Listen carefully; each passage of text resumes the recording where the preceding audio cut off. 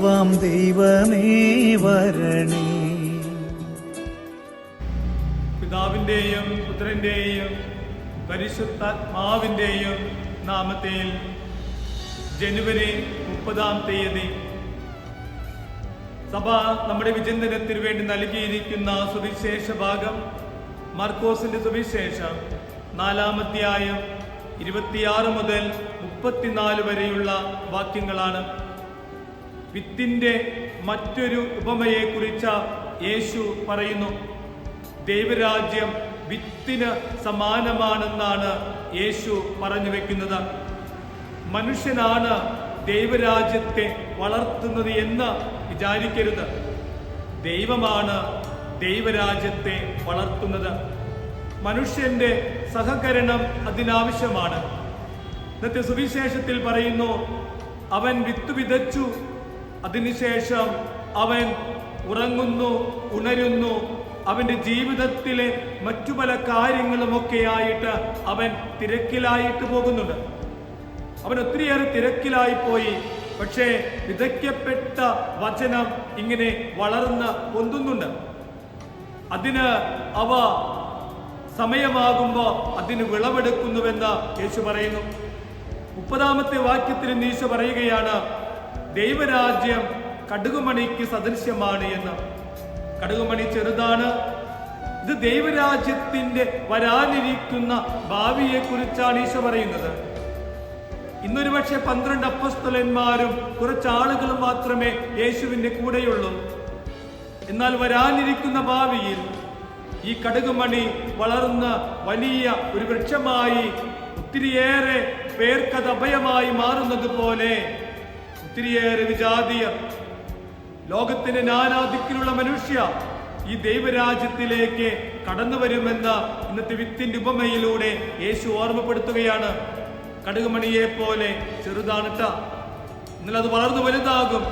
ഭാവിയിൽ ഒത്തിരിയേറെ പേർ ആ ദൈവരാജ്യത്തിലേക്ക് കടന്നു വരുമെന്ന യേശു ഇവിടെ ഓർമ്മപ്പെടുത്തുകയാണ്.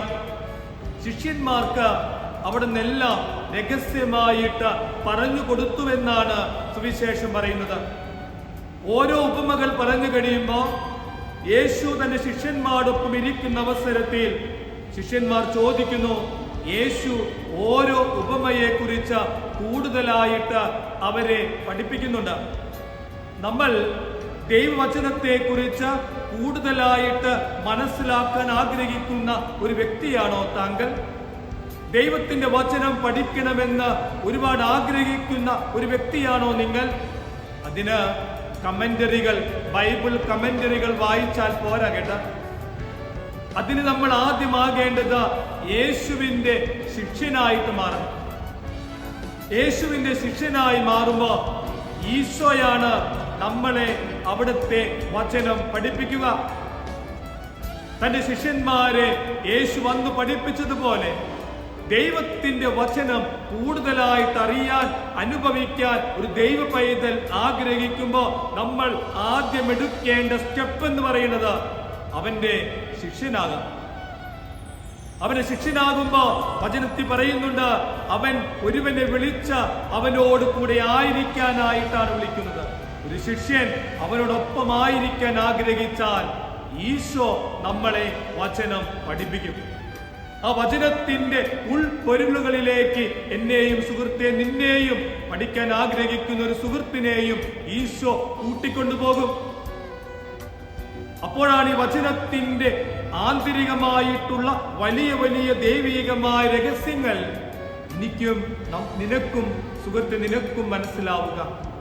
ഇന്നേ ദിനത്തിൽ ഈ വിത്തിന്റെ ഉപമ യേശു പറഞ്ഞു വെക്കുമ്പോ ദൈവരാജ്യം എന്നത് അത് ദൈവമാണ് വളർത്തുന്നത്. നിന്റെ സഹകരണം ആവശ്യമാണ്. നീ സഹകരിക്കണം. ദൈവം അത് വളർത്തിക്കൊള്ളും. ആ ദൈവരാജ്യം എന്ന് പറയുന്നത് അത് ചെറുതാണ്, പക്ഷേ അത് വളർന്ന് ഭാവിയിൽ വളർന്ന് പന്തലിക്കുമെന്ന ഈശോയാകുന്ന വചനത്തെ നിനക്കറിയാൻ ആഗ്രഹിക്കുന്നുവെങ്കിൽ നീ ഒരു ശിഷ്യനാകാൻ വേണ്ടി ഇന്നിന്റെ ദിവസം നമ്മളെ ഓർമ്മപ്പെടുത്തുകയാണ്. ഇന്നിന്റെ ദിവസത്തിന്റെ എല്ലാ അനുഗ്രഹങ്ങളും സ്വർഗം നൽകട്ടെ എന്ന് പ്രാർത്ഥിക്കുന്നു. God bless you. ആമേൻ.